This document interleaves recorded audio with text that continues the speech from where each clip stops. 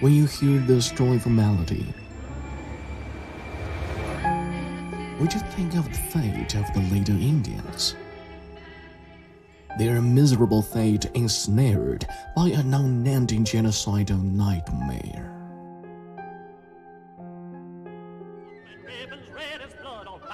With the founding of the United States of America in 1776, violence against American Indians escalated into mass atrocities. Ever since, the U.S. government had launched over 1,500 attacks on Indians, slaughtering their people, plundering their land, and offering bounties for their scalps. The U.S. state of California offered $5 for the severed head or scalp of an Indian. In mid-19th century, when an average American could only earn 25 cents a day. Chivington's men actually taking the heads and scalps of women and children and parading them through the streets of Denver. The U.S. government applied forced sterilization to Indian women in the name of health. In the early 1970s, nearly half of Indian women of reproductive age were sterilized. As a result, many small tribes became extinct.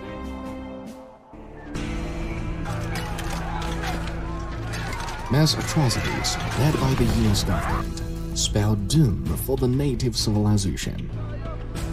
In 1492, there had been 5 million Native Americans. By 1900, only 237,000 were left.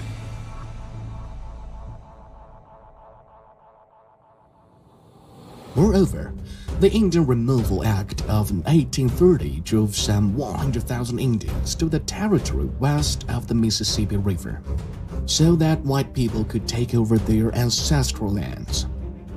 From sweltering summer heat to biting winter cold, those Indians had to walk 60 miles a day.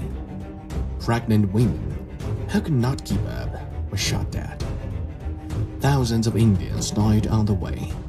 Whereas white people celebrated the West Movement, Indians mourned the Trail of Tears.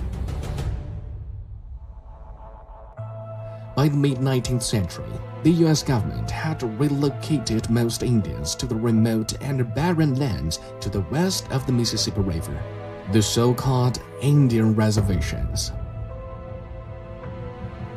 In the Indian reservations, Indian children were forced into boarding schools where they were not allowed to speak their own language, wear traditional clothes, or carry out any Indian-related activities. Hungry, diseased, and abused, many children lived and died in misery. I got hit so much I lost my tongue.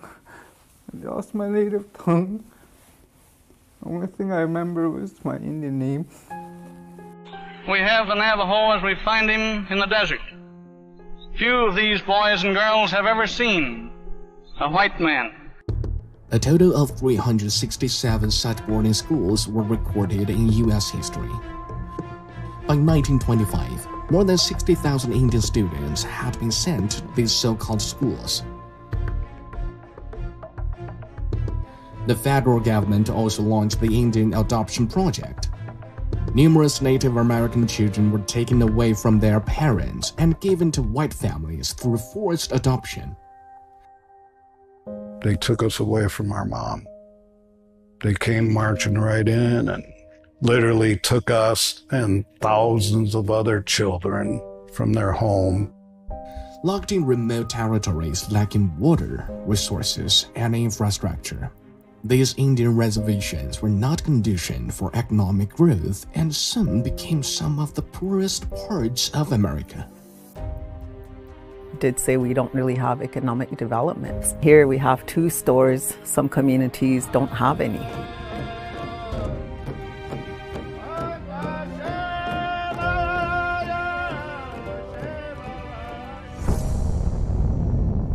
Worse still, These reservations have become dumping grounds for toxic substances and nuclear wastes. The US government conducted 928 nuclear tests in the lands of the Shoshone tribe. These tests generated some 620,000 tons of radioactive fallout, nearly 48 times that of the atomic bombing that devastated Japan's Hiroshima. In the Navajo Nation, the largest Indian reservation in the United States, 1 in 4 women and some of their babies have in them radioactive substance in high concentrations. As a result, the locals are under much higher risk of cancer, kidney, and cardiovascular diseases, as well as birth defects. We want clean water and clean air for our precious children and grandchildren so that they will have the same opportunity to once again play in the meadows and canyons of my childhood. Thank you. Massacres, forced relocation, and cultural suppression against American Indians by the United States constitute a de facto genocide. Foreign policy reported that U.S. crimes against Native Americans meet the definition of genocide in every sense under the international law. It's about time the United States give up its double standard in human rights and keep clean with the world about its crimes. And designed for the Indian to fail, to be expendable, to be eliminated.